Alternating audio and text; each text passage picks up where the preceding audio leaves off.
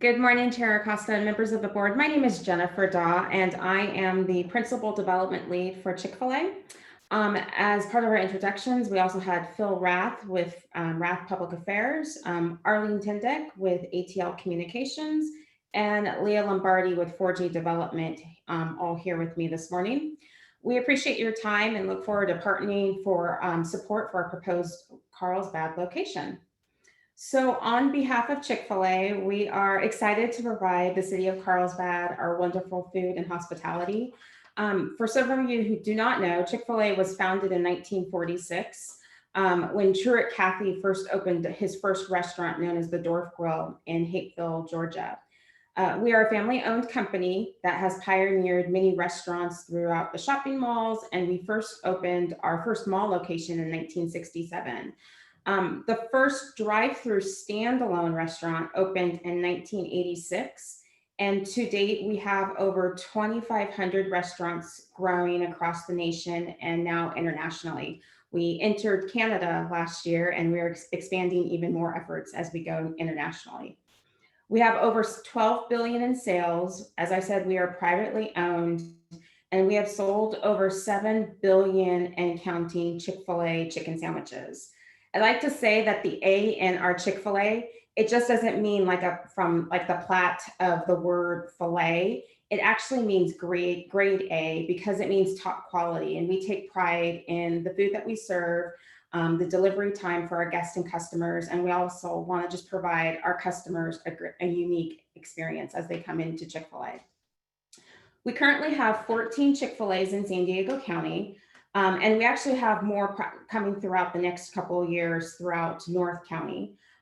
We have 3 currently in North County. We have 1 in Oceanside, 1 in San Marcos, and 1 in Encinitas. And over the years, we've seemed to receive a lot of requests from guests about when is a Chick-fil-A coming to Carlsbad? This will be like a really great location because it would kind of fill in that gap from Oceanside and Encinitas and having to drive to other cities to get my Chick-fil-A fix. Not only will this serve, as I said, the local market, but it will also reduce the distance that people would actually have to travel to other Chick-fil-A's, which would help with the traffic and pollution and keeps the revenue within Carlsbad. This project site is located off of Avenue Encinitas, off of the Palomar Road Airport, which is immediately adjacent to the I-5 South. The corridor, as we kind of like to, as what we've heard, is kind of known as the restaurant road. So you have In-N-Out, which would be our neighbor. You have the Toast, you have the Draft Republic. And, we feel that this is actually just kind of completing this area of, as I said, as this is known as Restaurant Row rather. So it will be consistent to our neighbors. Across the street are large office businesses. And based on the demographics that we have actually pulled in this area, the daytime population is roughly 68,000 people within a 3-mile radius. The project proposes to demolish an existing office building to construct our Chick-fil-A sit-down restaurant. This restaurant will not have a drive-through. As you know, the city of Carlsbad does not allow drive-throughs, and we are taking that risk that we really want to be in Carlsbad and have a restaurant here. So we are actually designing this restaurant without a drive-through. But in order to accomplish that and have this restaurant here, we are requesting a rezone from the planned industrial zone to a commercial tourist. And just so you know, this is not with spot zoning. So this is actually consistent with the remaining of the properties, the In-N-Out property, and further along Avenida Encinitas. This is actually consistent with that zone area. So this is not considered a spot zone for our request. The location will also be the first freeway visible accessible Chick-fil-A location in the northern San Diego area, as it's conveniently positioned to service the I-5 freeway patrons and the daytime local businesses, shops, and tourists. So this view kind of shows you how it will be seen visible from the I-5. Again, and in that picture of the existing, you can see that In-N-Out is right next door to us. Some project benefits that I'd like to highlight. We have conducted a traffic study to analyze the site circulation, and the traffic engineers have proposed that a new traffic signal is actually warranted for this project. and it will actually be shared with that in and out entrance as you come in into the site. So as you can see where Arlene is kind of circling, right there is kind of the main entrance into this quote unquote development or shopping center, as you would call it, based on the city's traffic requirements and our studies. Actually, it has warranted a traffic signal there, and that would be paid at Chick-fil-A's cost. And by putting that traffic signal there, it would actually help with the traffic on Avenida Encinitas and allows customers to enter and exit within to the center without any traffic issues or confusions. We are also widening the existing driveway to accommodate a dedicated right turn lane, straight and left turn lane, as shown with the green arrows on the plans. We are adding a pedestrian crosswalk across the Avenida Encinitas to connect the site to the businesses on the west side. So right now, I mean, it's hard for people to walk across the street or walk to the development. So we felt that also by providing the traffic signal, having a crosswalk would really be able to provide that pedestrian connectivity from both sides of the streets. And we are implementing the TDM measures to reduce traffic impacts. And I just would like to also highlight that we fully comply with the Carlsbad Climate Action Plan. So this project really kind of looked at all the items within the Carlsbad Action Plan, and our project fully complies with that, those necessary items and features. And within all of these improvements, the intersection would actually operate at a better LOS than the current condition, again, because of all those improvements that we are adding at that entrance into the development. As you know, as I mentioned, Carlsbad currently doesn't allow for drive-thrus. So we are trying to get creative and leveraging many various aspects of technology to try to figure out how to accommodate our guests who are on the go or on demand.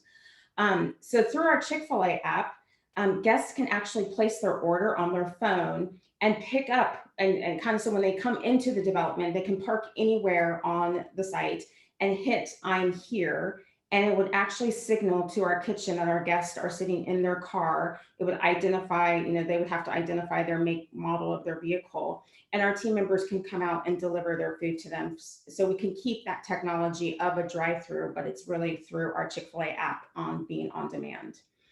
The app, as I said, alerts the restaurant and provides the staff the location. And this is actually a benefit so that we don't really have to reserve parking spaces for mobile app pickups. As I mentioned, what happens is that there's like this geo fence within our property, and it kind of triggers that when people come into our property for their Chick-fil-A, they can notify the kitchen that they're here and their orders will be prepared, and team members will, bring out their orders to the customers. And this is also another benefit for third-party delivery services such as Uber Eats, Grubhub, and DoorDash, who we have also partnered with. And just a little highlight of some energy efficient buildings into this plan. We are currently adding solar panels. It's actually going to be a solar ready building. So in the future, it will have solar panels onto the building, as well as there will be 4 EV charging stations within our development. That helps meet not just Title 24, but also achieves the client action plan with Carlsbad. Job creations. The number of jobs actually varies through operator, but typically we have seen about 100 to 120 new team members. In Chick-fil-A, we are known to be invested within the members of our community and our team members. We believe that it's more of just like a higher calling because we want to be known and serve for within the community that our operators work and serve in. We've had operators who have partnered with the junior achievements from various chamber organizations. Our operators really find a way to partner with those organizations for donations and to find ways to collaboratively work together to serve the communities. Our team members, our operators also strive to offer our employees and staff a positive place with opportunities for leadership development, promotion to management roles. We feel that if we take good care of our guests, that means we should also take good care of our team members by providing them highly competitive wages that have seen to be frequently higher than minimum wage. Our operators, as I said, become part of the communities that they serve, and they hire those team members within the community that they, like I said, they live and work in. And we've also seen numerous of team members who actually have started out at a Chick-fil-A at the age of 15 and are now 30, and they are actually operators themselves. So they have really wanted to, they enjoy working for the operator who they have served with, and they want to provide that same for another community or wherever they live. So our operator model, people ask me, what's so unique about it? It was based on one man's pioneering spirit, our founder, Truett Cathy, his faithful stewardship. His vision requires you, he believed, to like work hard and kind of pursue your dreams. So we actually receive over 40,000 applications every year from individuals who express wanting to be a Chick-fil-A operator. And our operator process is a highly competitive process. There used to be a joke that says it's easier to get into the CIA than Chick-fil-A. But our operator competitive process is so competitive because we want that individual to really be part of the community, to work and nourish and get to know the community and kind of inspire and grow team members. So once the operator is selected, there's this entry fee of only $10,000. And that kind of goes back to our founder's legacy of when he first started his first restaurant, the Dorf Grill. It only cost him $5,000 when he first opened his first restaurant. So that's something that he has always believed. And actually, the operator entry fee was $5,000, 5,000 rather, up until about maybe 6 years ago when we changed it to 10,000. But it's just something that shows that we really want to find opportunities and have opportunities for individuals to really become an operator. We also believe that this is a local ownership isn't unique, but it's just the way that we've done business. We build business and create those relationships from the support of the local events and the organizations.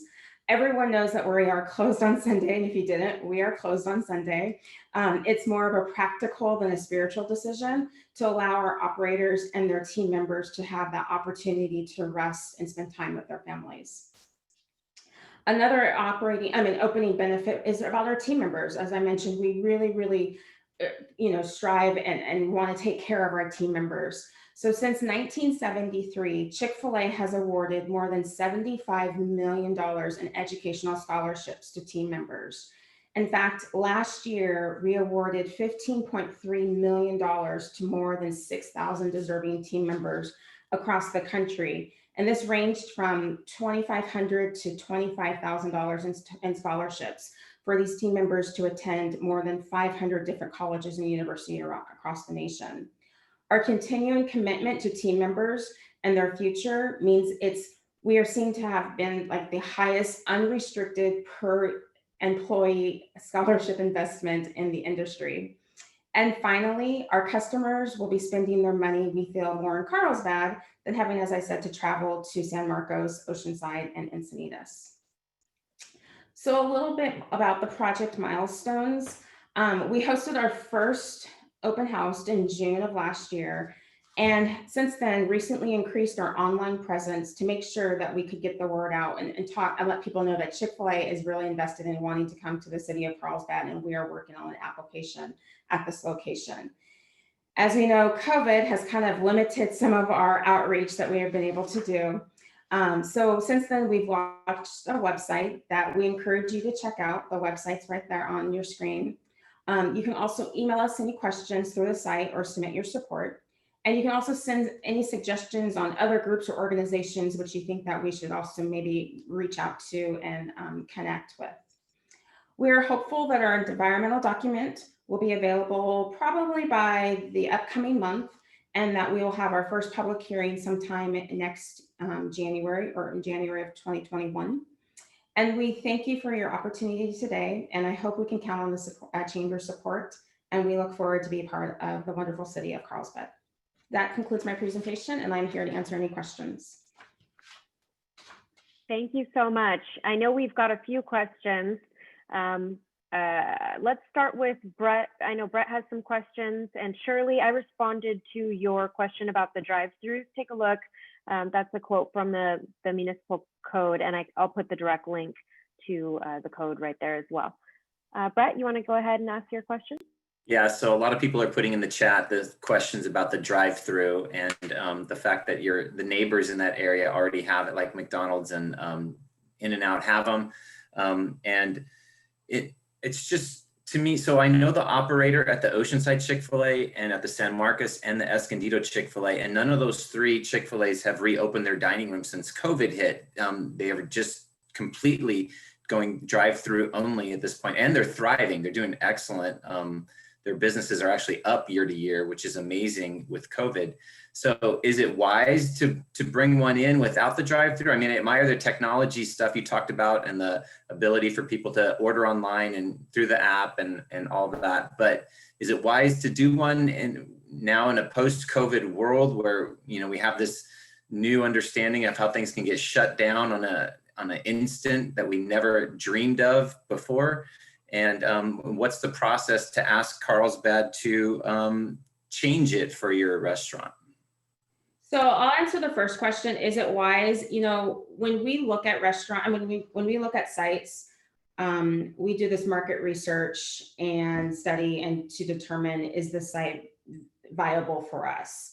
And can we make it work with, you know, the return of investment? So, you know, one thing I didn't hit on is, because I'm here, because as Chick-fil-A corporate, you know, we do everything up until the turnover of the restaurant. And so when we turn over the restaurant to the operator, which is 2 weeks prior, they take it and they run with it. But we have this like 50-50 model split where they kind of pay us back, you know. So we also as corporate want to make the money back as well as the operator to make money.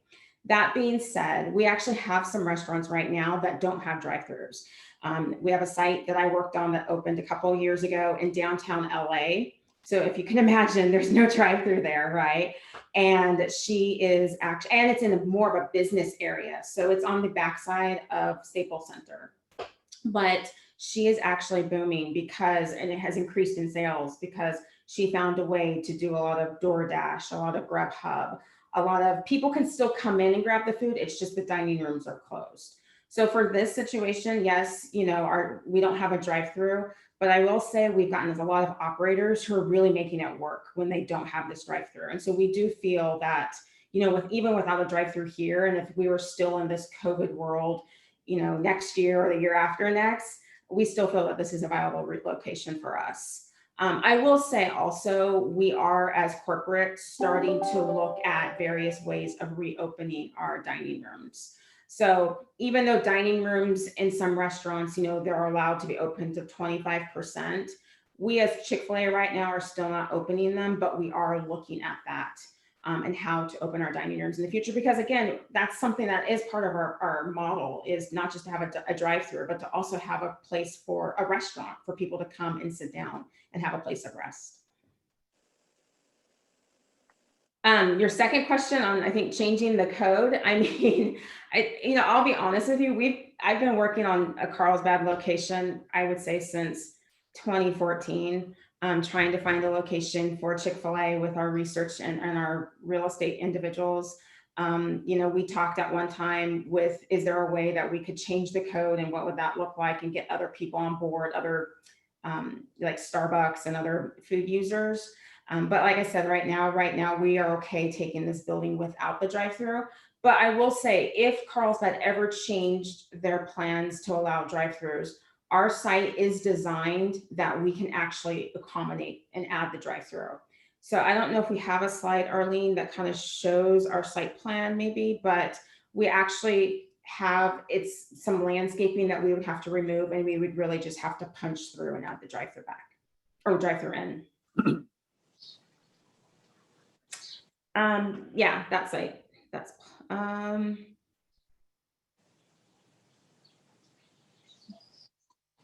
so that's not, it's okay. It's fine, Arlene. I thought we had a site plan. But there is the ability to add the drive-through in the future. Have you named the operator yet?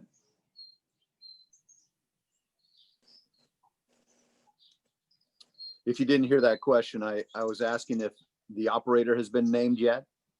So we don't select the operator until we're really, really further within the process. And it's just to make sure that, you know, we have secured all of the necessary entitlements or approvals from the city. So we probably will not actually open and accept applications for this until, I would say, first quarter of next year. Because again, it is a lengthy process also for the operator to be selected. And full disclosure, I'm almost a red member, just to let you know, Whatever that means. on the Chick-fil-A app. You guys got to use it. It's amazing. Yeah, you are higher than me, so on the Chick-fil-A app, I will disclose that, I guess, as well too. So Could you just explain that your operators, that's kind of your version of a franchisee? Somebody put that in the chat. yeah, so we call our operators, which is known as the franchisee, because again, it goes back to our founder's model where he really just wanted them to be more of a partners. So it still is a process. You know, it's a little different than, I will say, someone like McDonald's is, you know, McDonald's requires you to have, you know, $1 million in the bank and to have all of these things in order to have a McDonald's, right? And then sometimes you can have 5 or 6 McDonald's. You may have one in Carlsbad, you may have one in Des Moines, Iowa, wherever, right? And that operator operates them, but sometimes it doesn't really go into the restaurant. Our operator model is a little different because usually our operators are only allowed 1 restaurants. Sometimes in some situation, depending on demographics and how close the operator, the other Chick-fil-A is, they are allowed 2. So for example, the operator in San Marcos, he operates that location. He also operates the Escondido location. So it just depends on the closeness of the proximity. But really, we only would like our operators to have 1 because we want them to go to the restaurant. We want them, you want to go into that restaurant and see, oh, that's Arlene's restaurant. Arlene's there. I've gotten to know Arlene over the years. You know, she's going to be there helping cook in the kitchen or whatever. That's a little different than our operator model than other franchise competitors. Just related to Brett's question on the franchisation, your operators appear to be direct employees of Chick-fil-A. They are not from an organization, so they're not really franchise locations, correct? Our operators sign an agreement with Chick-fil-A, and within the franchise agreement kind of talks about things as kind of things like, okay, this is how you're supposed to operate the Chick-fil-A. These are the things that you are allowed to sell. You know, you're allowed to sell chicken sandwiches because we are a chicken sandwich restaurant. You cannot sell these things. So there are things that they are required to do within the operator agreement. We don't hire their team members. They take care of their team members. They pay their team members. They do their own 401ks with their team members, health insurance, all of that. But they do have, the operators have an agreement that they sign with us every year. Thank you. Can I just remind folks who aren't speaking to please mute so there's no background noise. It looks like we've got another question. We could probably take a couple questions. This one's from Josh Mazer in the chat. He said he participated in a fun promo in Oceanside. The first 100 customers get 52 free meals. Will this location offer this? Yes. So what we do is on the opening, obviously we've had to be a little creative with COVID, but with openings, yes, we have a first 100 grand opening where it's a fun event. People will camp out sometimes a couple days before at the site.